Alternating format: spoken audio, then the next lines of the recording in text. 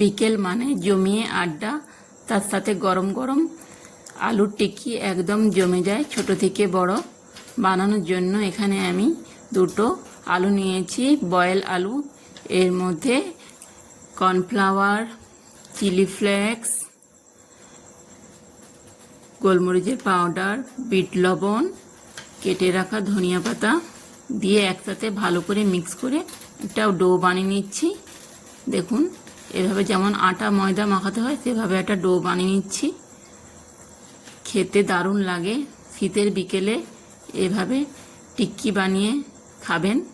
আমার তো প্রচুর ভালো লাগে, ছোট থেকে বড়রা খুবই পছন্দ করবে এভাবে টিক্কি। এরপরে উপর থেকে হালকা সাদা তেল দিয়ে দিলাম, দিয়ে ভালো করে একটা রোল বানিয়ে নিচ্ছি। দেখুন, হাতের সাহায্যে এইভাবে। এরপরে একটা ভালো করে শেপ দিয়ে দিচ্ছি, ছুরি দিয়ে ভালো করে কেটে নিচ্ছি পিস পিস করে। আপনারা চাইলে আপনাদের পছন্দের মতো যে কোনো শেপ দিতে পারেন। দেখুন, আমি এইভাবে কেটে একটা ভালো করে ফোক দিয়ে শেপ দিয়ে দিচ্ছি। দেখতেও ভালো লাগে, খেতেও ভালো লাগে। শীতের বিকাল একদম জমজমাট আড্ডা। বাড়িতে কেউ এলে এভাবে বানিয়ে খাওয়াবেন, খুবই ভালো লাগে। বাচ্চাদের যতই কিছু বানিয়ে দিই তবু কিছু না কিছু নতুন খেতে চায়। এইভাবে বানিয়ে খাওয়াবেন, খুবই বাচ্চারা পছন্দ করবেন, বড়রাও খুবই জমিয়ে খাবে। এরপরে মিডিয়াম তেলে ফ্রাই করে নিচ্ছি। দেখুন, এভাবে 2 থেকে 3 মিনিট ফ্রাই করবেন।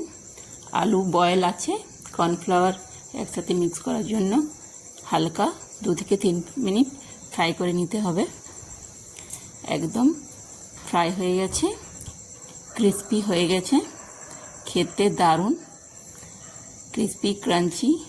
বিকেলে একদম জমে যায়, চায়ের সাথেও খেতে খুবই ভালো লাগে। সবগুলো এবার বের করে নিচ্ছি। কোথাও যখন যাই তখন এভাবে আমি বানিয়ে নিয়ে যাই, খেতে দারুণ লাগে। বাড়িতে কেউ এলে গরম গরম এভাবে বানিয়ে দিবেন, একদম ঝটফট হয়ে যায়। সেকেন্ড ব্যাচ আমি ফ্রাই করতে দিয়ে দিলাম।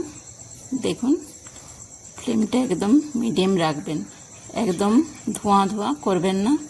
আমার মেয়ে খেতে খুবই ভালোবাসে, ওকে এভাবে নতুন নতুন বানিয়ে দেই, ওর খুবই ভালো লাগে।